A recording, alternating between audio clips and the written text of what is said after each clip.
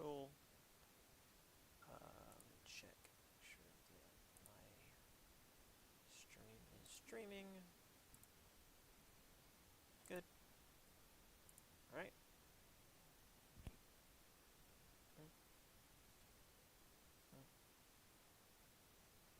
Cool. All right. Oh, now I can stand up. All right. So, for you folks online, we just watched a video. So I will be referring back to the video a few times, which I will, of course, post on the link on Blackboard for you guys. You don't have to watch it, but you should certainly check it out. It's just a little short section of a History Channel episode, so give it a watch. All right.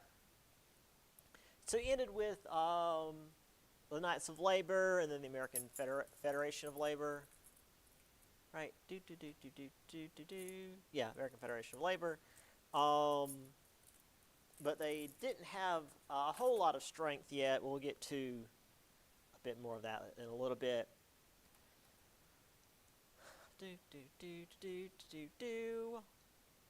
And then this is where, well, we were going. So, unions had a hard time dealing with companies and, of course, their alliance with federal governments. They did have strikes. A strike, if you're not familiar, is withholding labor. That is where the workers refuse to go into work, and, well, it ceases all production for that company. The way I like to describe it is like a medieval siege. You're basically seeing who will break first. Because if you're not working, you're not getting paid, obviously, so you're going to have a hard time, paying for food and rent and stuff. But if you and everybody else that works with you isn't working, then that company is taking massive losses. Because, you and your buddies are getting paid like maybe $3 a day at best. The company is making, tens, hundreds of thousands, talking about it like 1800s days, tens, hundreds of thousands of dollars a week off of your labor. So while you're certainly hurting, they're hurting real bad. And you're basically trying to see who outlasts the other.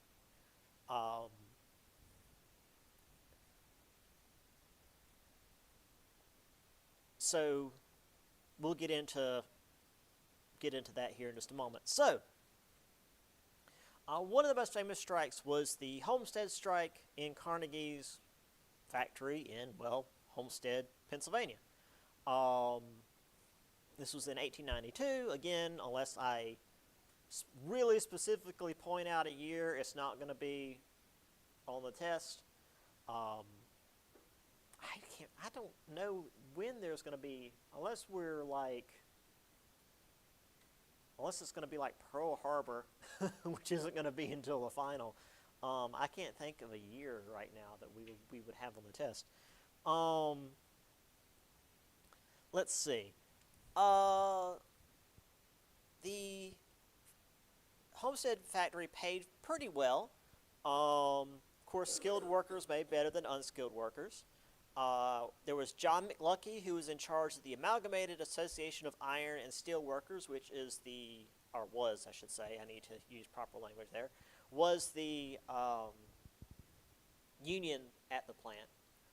Speaking of which, just to throw this out there for you guys, when you do write your paper for me, which is in, another 2 weeks now, we're getting closer, please use past tense when you're writing about something.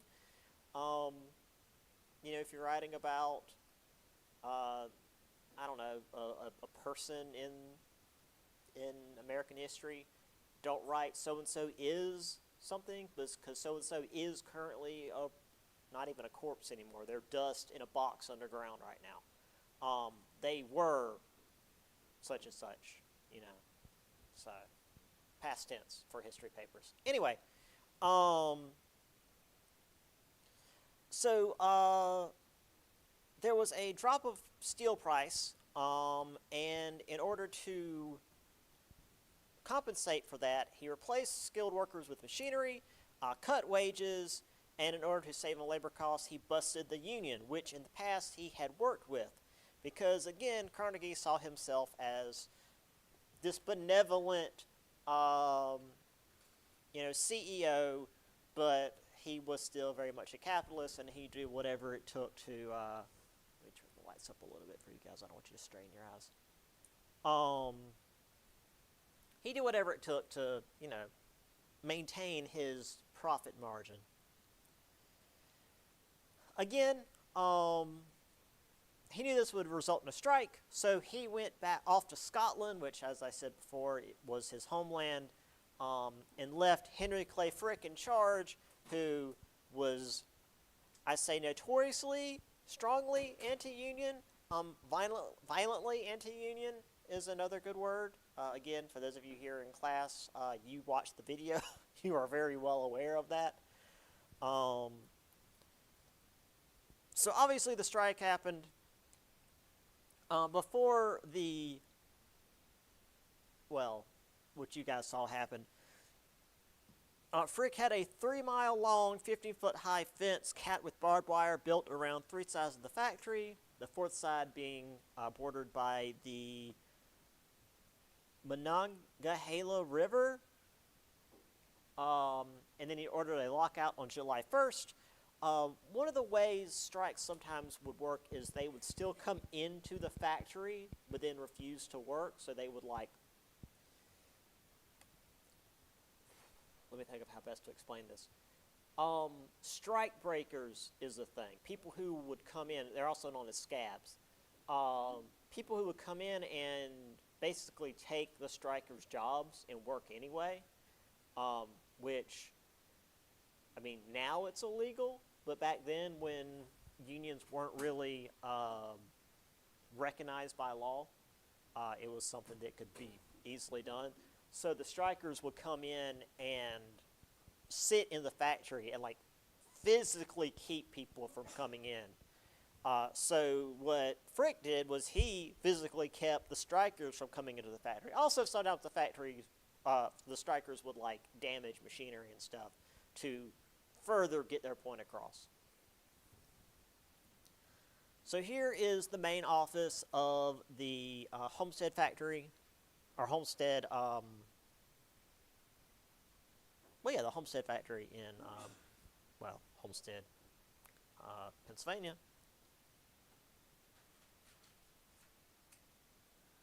And again, for you guys, things got much worse.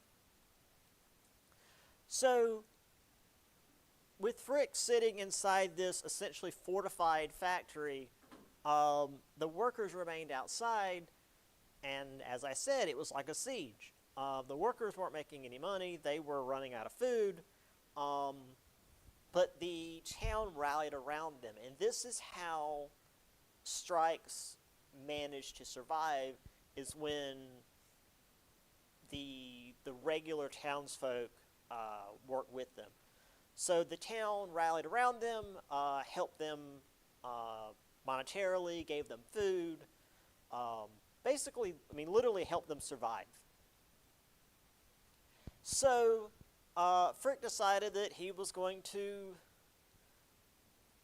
move things in his favor. 5 days later, barge loads of Pinkerton agents, detectives I should say, which again are just mercenaries, hired by Frick, set sail for the plant along the river. McLucky called these men, let me use the quote here, a band of cutthroats, thieves, and murderers in the employ of unscrupulous capital for the oppression of honest labor, which, again, they're mercenaries. You hire them to shoot people you don't like.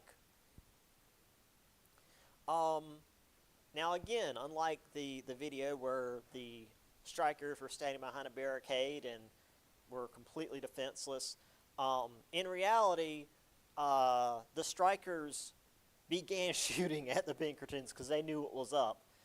They set one of the barges on fire. The Pinkertons had to retreat. While 3 Pinkerton detectives were killed, 9 strikers were killed. Now, this did not break the strike. Again, to further show how the History Channel likes to oversimplify things. Frick called in the state militia, essentially, to put the strike down, to basically arrest the leaders of the strike, and if necessary, by force, put the strike down. This is also when Alexander Berkman, the would-be assassin, anarchist, who had no ties with the Union, strolled in and shot Frick in the neck. Frick survived and, as we saw, beat the hell out of Berkman. However, with the state prosecuting the Union, and also, as we've seen with the Knights of Labor, this anarchist, while not being part of the Union, was also seen as, well, this has something to do with the Union, so we're going to just throw it all together. This ended up breaking the strike. McLuckie and other Union officials were blacklisted, so they weren't able to get any work in Pennsylvania, or really even any surrounding states. He fled to Arizona. Carnegie sent an anonymous donation to him, but he refused it because he knew who it was from, and he would spit on Carnegie's name. Eventually, a friend of Carnegie's had an Arizona railroad give McLuckie a job as a machinery repair superintendent, so McLuckie didn't die destitute in Arizona, but he did pretty much lose everything he had over this. So very rarely we'll get to it. Very rarely did the early strikes succeed. Because, as we'll see, the company could just call in the government, and the government would just arrest everybody and shoot anybody that they didn't arrest.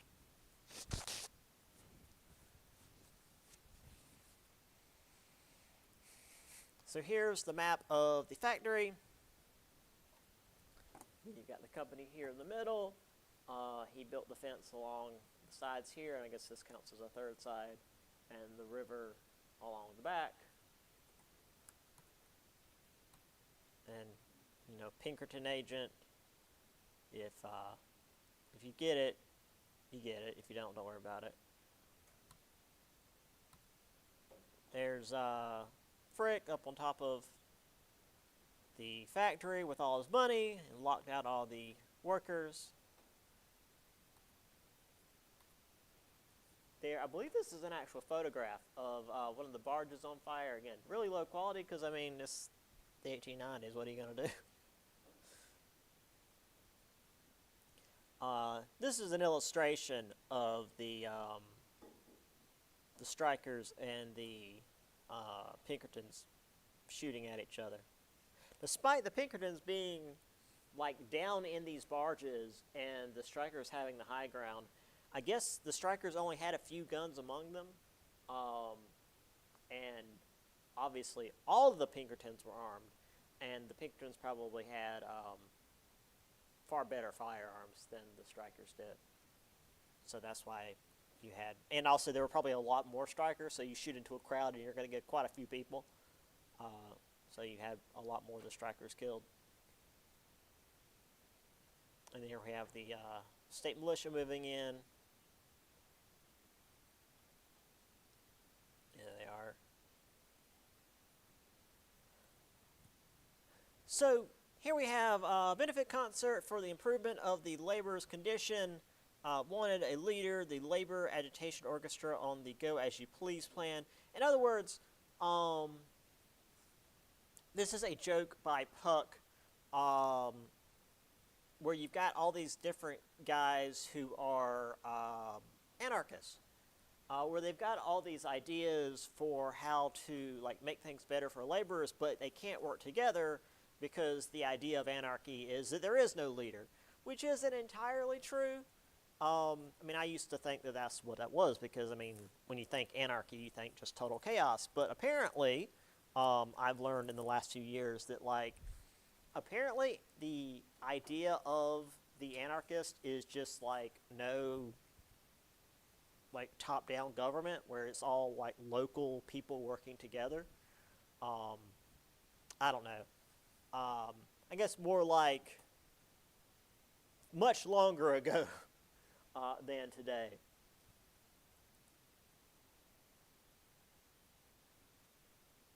Now, another strike that I also briefly alluded to, because I had the picture, is the Pullman strike. Pullman also considered himself a friend of the workers, but again, 1893, when we had the severe depression, he cut wages because, well, again, the people at the top are not going to take a cut in what they're making. They're going to cut everybody else's wages.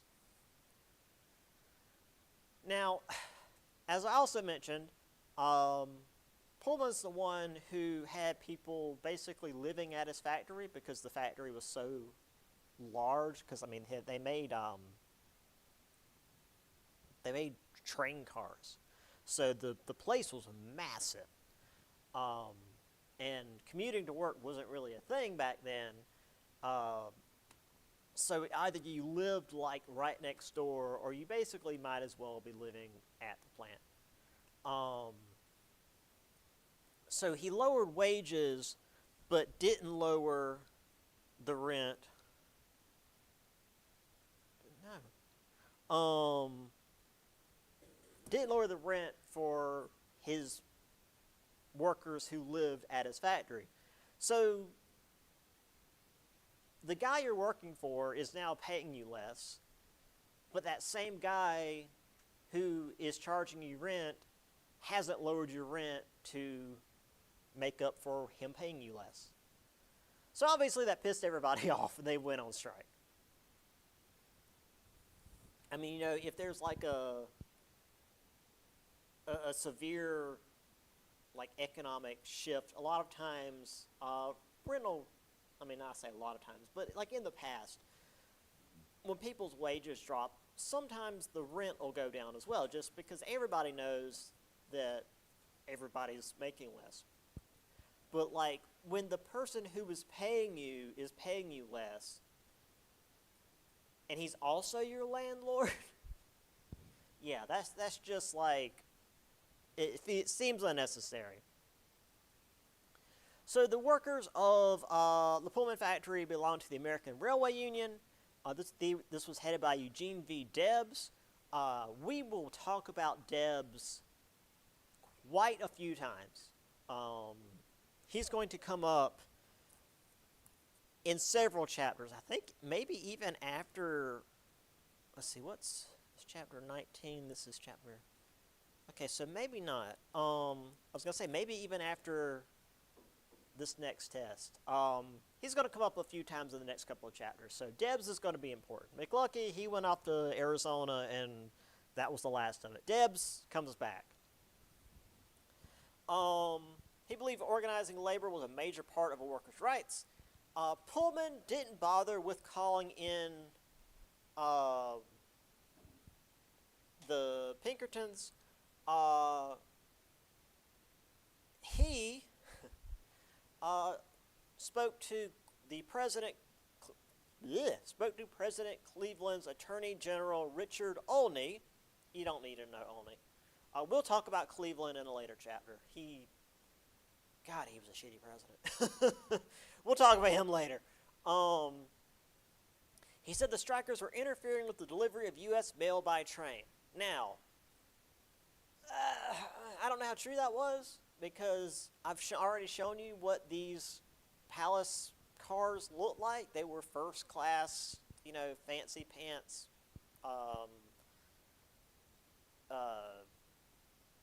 cars that you put people in. I don't know how this affected train mail travel, but excuse me, when it has to do with federal mail delivery, the government gets pissed, or at the very least, they get involved. That's why air travel is such a big deal today. I meant to mention this to my Tuesday, Thursday class. Like, the reason air travel today is such a big deal is, like, we had some really tiny local air travel stuff happening. I think it was between World War I and World War II. I mean, it'd be, if just we'll pretend Florence has an airport. It'd be from, like, Florence to Columbia. I mean, like, really short hops.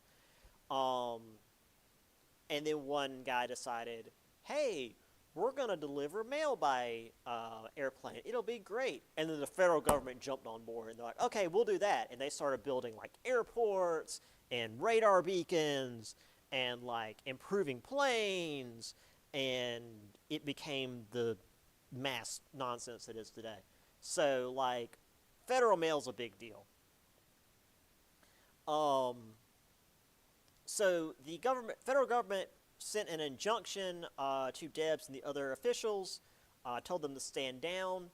They hit this union with the Sherman Antitrust Act, the act that was meant to keep the big companies from joining together into trusts that would, and I quote, conspire to restrain trade.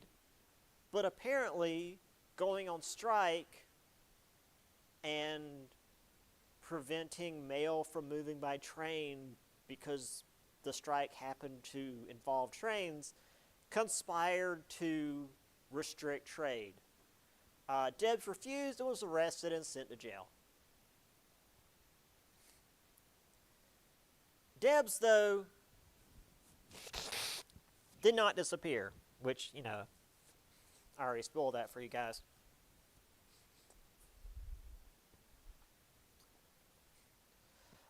He later formed the Socialist Party of America, which advocated for a peaceful democratic rise to power, as opposed to the violent overthrow of the government, which was more Marx's thing. I'm pretty sure this was after the Second International, which is when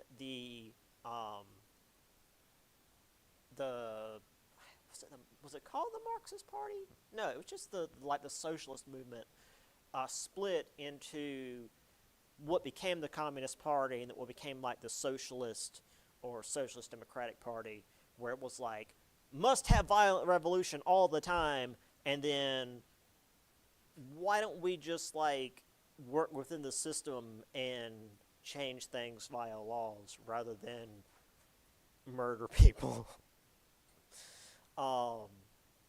So Debs was more of the latter. And like I said, he stuck around. We'll see more of Debs later. So here's this image again, which, like I said, I showed you guys before because I was putting this together as I went. And this image made sense before, and now it 100% makes sense because here is Pullman lowering their wages while keeping the rent high, squeezing every last penny out of his workers. Here we have wage slavery, plutocracy, capitalism, monopoly, just using his power to oppress the lower classes. What is this? The condition of the laboring man at Pullman. Yeah. So is that something newspaper union, St. Louis? Okay, I can't quite see what that is. There's the Pullman strike. And even like the buildings look ridiculously ornate. I mean, this looks like a freaking Gothic cathedral. Also, they set a lot of the boxcars on fire.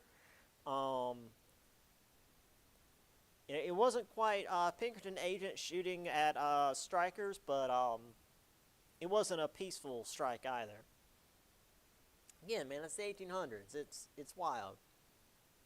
So that's my favorite time period of history to talk about, whether it's American history or European history. The 1800s were wild.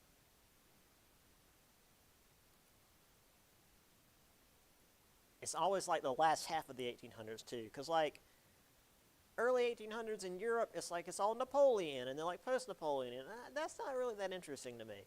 And then American history, it's like Civil War. It's like, that's to me, it's meh. It's overdone. I've heard enough of it. But like, those last couple of decades are just wild. Anyway, here's the militia coming in by a train. Here's the militia dispersing a crowd with bullets. You know, as you do. All right, let's get to a serious union now. The Industrial Workers of the World. And we're going to see a lot of images referencing the IWW. I mean, if you guys remember from last semester, we had a couple of images that included the IWW alongside, like, actual, like, literal terrorist organizations. Because of how much the American people, and especially the government, hates labor unions. So there was a big mining strike up in Idaho, which formed the Western Federation of Miners. The IWW emerged. They're also known as the Wobblies. Again, it's the 1800s. I don't know. They wanted to raise wages, improve working conditions, gain union recognition for the most exploited workers in the U.S. So unlike the American Federation of Labor, they were not interested in, you know, just the skilled laborers. They were there for everybody. They try to unite all skilled and unskilled workers to try to overthrow capitalism. Again, this is a bit more, you know, towards Debs' stuff. Preferred strikes and direct action protests over bargaining or mediation because they felt like that never got anything done. You know, might as well just make some noise. The rallies met with government force or corporate-inspired mob violence because, again, unions aren't legally recognized yet, and the government and, well, I mean, again, as we saw with the Pinkerton agents, they're not afraid to be violent.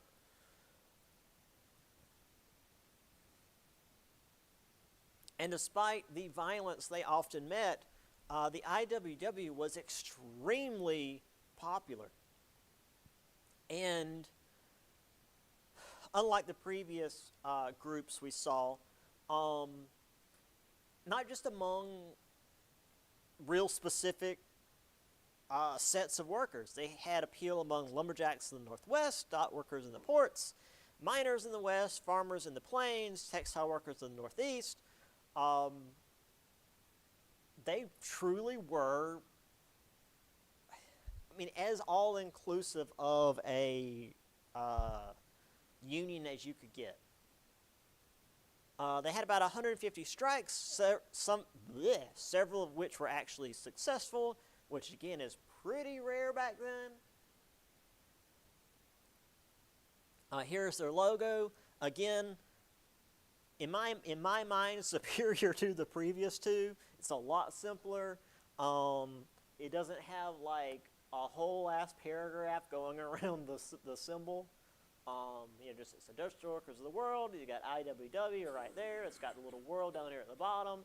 It's simple. It's to the point. Real easy.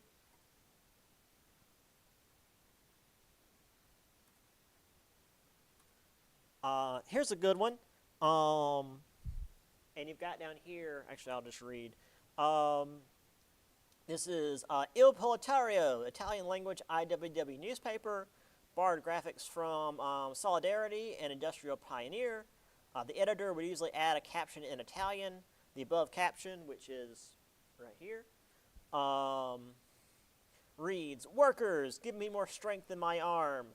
And so here you have industrial unionism is displayed. IWW is the arm. You know, the more workers you have, the stronger the arm. Capitalism is this big, horrible, not even a um, octopus. I mean, it's got 5 arms, so I guess it's some kind of like horrible starfish thing. Anyway, so it's got child labor, which was very much still a thing, poverty, wage slavery, prostitution, and war, all of which in the grips of capitalism. That's a real good, strong image. I mean, whatever your views on unionism and capitalism may be, this is a good image. And the reason this is in Italian is because we had a lot of Italian immigrants, and a lot of them still only really read and spoke Italian. So this is just a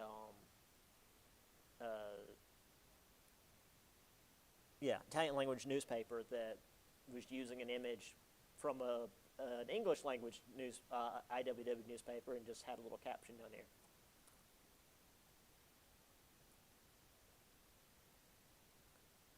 So here we have some of their rallies and some of the responses to their rallies. So again, the response was very often bayonet point.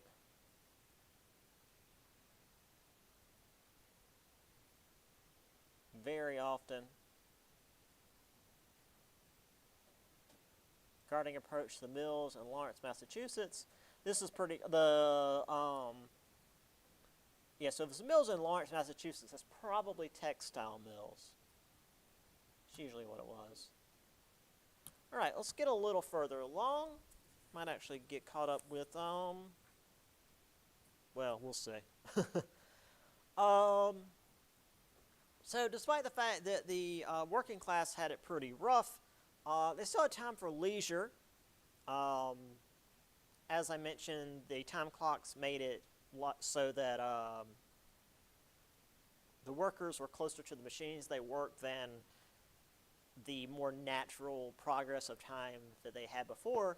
It also clearly differentiated between, well, work and leisure, because once you clocked out, you were done. At least, work stuff. So there were sporting events. Sporting events for men. Women went to social gatherings. Women's wages were but a fraction of men's wages. Dating became a good way to ensure that women had a meal for the evening, which is horrendous. It's intermingled economic and emotional relationships. So, you went on dates to ensure that you could eat. That's great. Obviously, these leisure activities will be segregated all among economic lines because, you can only do what you can afford. Some things appeal to both working and middle class. As we approach the 1900s, amusement parks started springing up around America. Brooklyn had Coney Island. The world's first roller coaster was built there in 1884. Chicago had the Ferris wheel in 1893 at the World's Columbian Exposition. This was, and actually, let me read this from the book because it's great. Designed by George Ferris. The wheel rose 250 feet in the air, was propelled by two 1,000 horsepower steam engines, and accommodated 1,440 riders at a time. I've got pictures of this thing because, when you go to the local or even the state fair, they have always got Ferris wheels. But, compared to this thing, they're tiny. Usually when you see, here's the, for example, the first roller coaster I'm going to show you guys, it's dinky. It's a wooden roller coaster, obviously. And, it's similar to some of the old wooden roller coasters you might go to today in, say, Carowinds or something. But it's the 1800s. What do you know? It's fine. It's a little roller coaster. But, the first Ferris wheel is huge.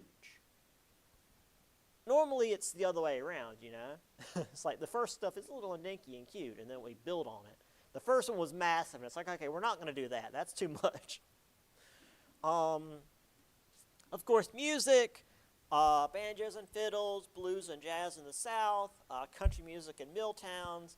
Of course, usually starting with the black communities, and then gradually like co-opted by white Americans when they decided that it wasn't devil music anymore. Um, yeah. We have baseball, back when people watched baseball.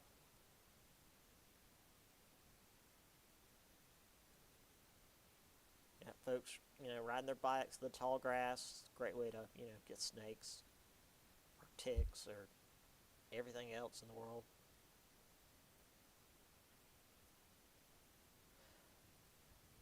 I really like this picture. These old, rickety race cars.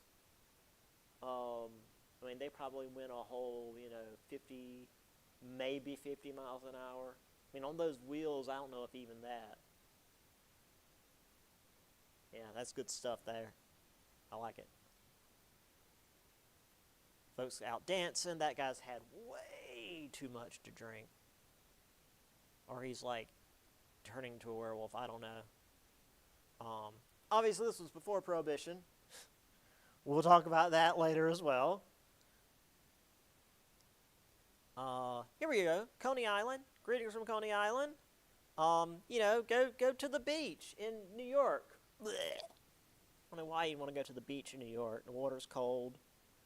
It's gross. Well, I guess it wasn't as gross back then, but it was already pretty gross. Here is a sketch. Well, a sketch etching. It's not a photograph of that roller coaster. Thunderbolt, was it? There we go. Yeah, Thunderbolt, Coney Island. This one's a little bit later because you can see the cars down here. This is more like the 1940s, maybe 30s, 40s. Yeah. So this is. I mean, it's not a bad sized roller coaster. Um, if you've never ridden a wooden roller coaster, uh, um, they're different from a steel roller coaster for sure. It's not just like, oh, you just go down, up and down and then you turn. It shakes you the entire time. So if you're like me and you get migraines, maybe don't ride a wooden roller coaster. Here we go. Here is the Ferris wheel. 250 feet up, which again, back then, I mean, there was probably people losing their freaking minds up there. But what gets me is the size of the gondolas. Look how big they are. They're little rooms. It reminds me of my aunt's sunroom. She's my aunt's had a place at the country club. She's got this little like sunroom on the back of her house, and it looks like, I mean, it's this big. Like you could have a little party in here. It's ridiculous. Freaking 1890s. Sorry, no, 1893. So much stuff happened in 1893. Insane. And of course we got the banjos and fiddles, and the blues and the jazz. It's really neat when you like read about the emergence of kinds of music that's very much still around. I mean, maybe not like, mainstream, but it's not gone. All right. Let's do a little bit of stuff on farmers so we can catch up with my other class. And then we should be good. And I might even give you guys if you want, a story of getting lost in the fog in Ireland. All right. So, the industrialization also affected farmers. The combine harvester, which I have also mentioned to you guys, increased production significantly. But when you basically flood the market with farm goods, it's going to cause prices to drop. But if you're the person selling the farm goods, I mean, it's good for, the regular city person that's buying the food. It's like, oh, good, the prices are going down. That's great. But But if you're the one who's trying to make a living off of selling farm goods, that's bad for you. So the only way to make up that loss is to sell more stuff. So you have to basically take out loans, buy these big fancy machines, produce more stuff, and then flood the market with your goods. But you're not the only one doing that. Everybody around you is doing that. So this causes the prices to drop even more. Well, a good way I like to put this, because I love me a little chill farming game. You know, your Harvest Moon, your Stardew Valley. One thing they don't include in that is that you're not the only one on the island doing it. And when you start selling a lot of stuff at once, you just get really rich. But in reality, everybody's also doing that, and you're suddenly, you know, evening out and barely getting by. Also, besides the fact that these people were barely surviving despite producing significantly more, they're also really, really out of the middle of nowhere. They live on farms that are hundreds of acres in size, and their closest neighbor is miles and miles away. Even if they're literally adjacent to one another, they're hundreds of acres next to someone who else is also hundreds of acres, and you know, they're going to be really far apart. Excuse me. And many of their children are just up and leaving. They're going to the cities to look for opportunities to do something else. The farms are stagnating. So one of the first efforts to organize farmers was to try to fight this solitude, to fight this, loneliness, really. Social interactions, cultural engagement. 1867, Oliver H. Kelly formed the Patrons of Husbandry. They set up lectures, agricultural fairs, picnics. I'll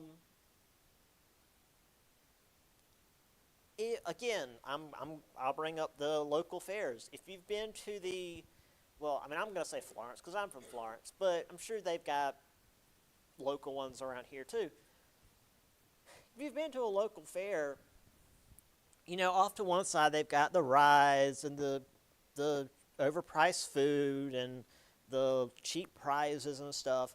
But then over here you've got like the cows and the chickens and the pigs, and just there's just an agricultural section. And I never understood why as a kid. I always liked it because I love animals and you know, go over there and pet a pig or whatever. But like, that's what it was. It's literally the continuation of these 1860s agricultural fairs are carrying over into the modern day. And it's really neat. These groups were known as grangers, which is from the French word for granary, which, you know, is where you keep your grain on your farm. 14,000 new chapters were established between 1872 and 1874. A chapter being between, you know, a few dozen or a few hundred people. And considering, like, this was a time before any kind of mass communication. Sure, telegraphs existed, but this wasn't like each person had their own local home telegraph and you could send a telegraph to your buddy down the road.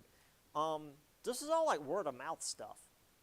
And you had like thousands, hundreds of thousands of people joining these things in a couple of years. It's pretty crazy. So they quickly went from having little social fairs to setting up farm cooperatives where they'd sell their crops at higher prices. What they basically do, and I'm going to bring this up a couple more times, so this is important. They basically pull all their stuff together, like put it in a big warehouse, and hold it. And they'd wait for essentially the market to um, empty of whatever the goods they're selling. Let's just say grain. That's just the easiest one. And then when the market doesn't have any more grain, the demand is going to go up, and so will the price. And once the price is high enough, then they'll open the warehouse and bring it all to market and sell it at that higher price rather than dump it all on the market as soon as they're ready and sell it at lower prices. They'd also pull all their money together, buy goods at wholesale prices, go into like a wholesale market. You guys know what that is.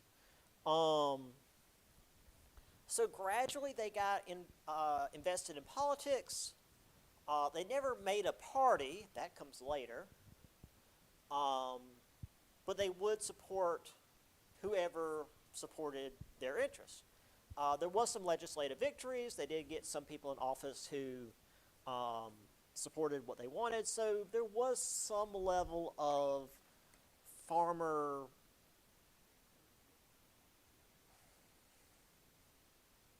representation, I should say, with the Grangers. So here we have your average little family. Here is a little regular plow being pulled by donkeys compared to the big freaking combine harvester. Now,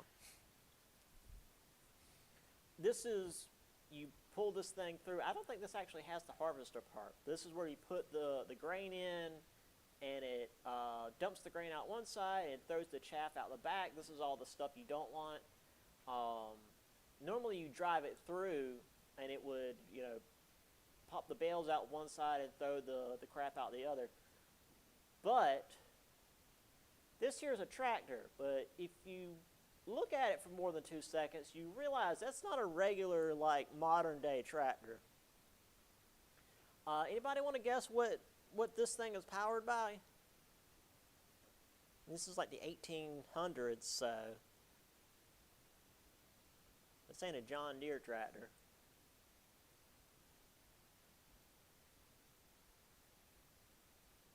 I mean, just think of 1800s. Well, no, I mean, what's running the tractor? Yes. So, what does coal? Well, yes, but what makes a train go? Steam. Yes, coal makes steam. So, it's a steam-powered tractor, but it's too heavy. It's really heavy and not very strong. You can't run this thing in a field. It'll bog down. So what they would usually do and again, these people would work together to purchase this stuff. You would just park this thing, and it had a little camshaft down here, and they would just hook it up to this machine and run it, and it would make the machine run and run the grain through. Otherwise, you'd have to pull it to make all the machinery run. So to actually run it through the field, they'd hook it up to horses or oxen or whatever. But just to sit it and run the grain through, they just use this like a mobile, semi-mobile steam engine. You didn't pull this thing through the field. It was too heavy and not really strong. That's why trains are on tracks. They're too heavy to just go across the dirt. There's a patrons of husbandry thing, which is pretty neat. The patrons of husbandry weren't around real long before they became the Grangers, so it's cool that there's an emblem of them left. Here's the farmer symbol. I think there's one of these in the book. This farmer's utopia where the farmers are running everything. This is very much, what Thomas Jefferson wanted. Oh, okay. This one is definitely in the book. So you've got these various groups around the edges here. So starting from the top left, I plead for all. I rule for all. So you've got like lawyers, and I guess that's the president. I think this was actually Grant. Um, I carry for all trains. Uh, I bull and bear for all. So I think this is the stock market. I fleece you all. This is a banker, and also obviously like Jewish, because anti-Semitism was the thing of the day.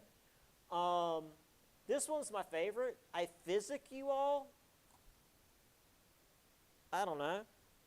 I buy and sell for all, merchant. I sail for all. Boat, navy man.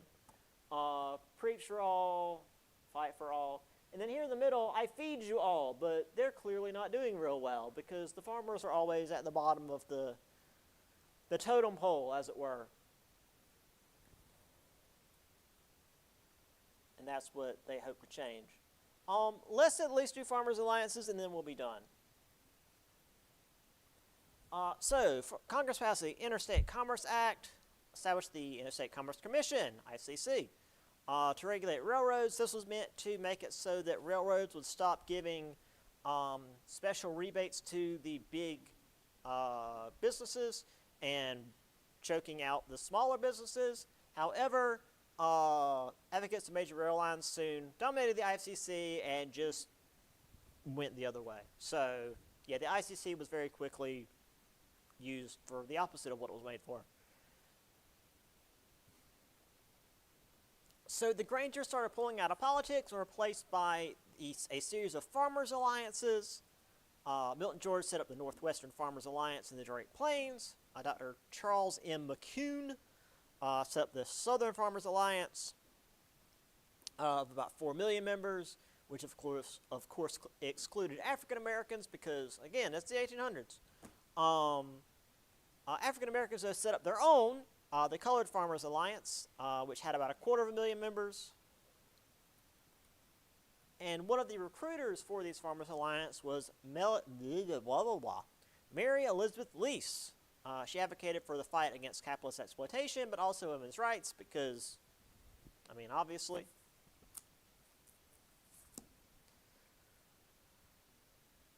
And one of the goals was a sub-treasury system. This was basically what the Grangers had been doing, but they wanted it at a federal level. U.S. Treasury would store crops and take federal loans, wait for the price to go up, and then the crops would be redeemed and sell them at higher prices. So they would hold on to the crops and would take out loans in return for the crops. And then when the prices went up, they would turn the loans back in, sell the crops for a higher price, and make a profit. Here's another horrible railroad thing. Opposition to railroad rate. This is the monopoly snake thing. And again, this is like the 1800s. The weird Thomas the Train Face thing has been around a while, apparently. Oops. Sorry, guys. There's the most good for the most people, wisdom, justice, moderation, free trade alliance. We'll go over this again on Wednesday because it's about time. But basically, they joined the alliances together into the National Farmers Alliance. There's this whole thing over silver and whatnot, which is a whole bunch of mess. They basically eventually formed the Populist Party, which is going to be most of what we talk about on Wednesday. So I'll go over this slide again on Wednesday, since it's pretty much time for you guys to go. But yeah, all of this leads to the Populists, who themselves don't last very long, but they're very important in the formation of what happens next chapter. So yeah, I'll see you guys on Wednesday.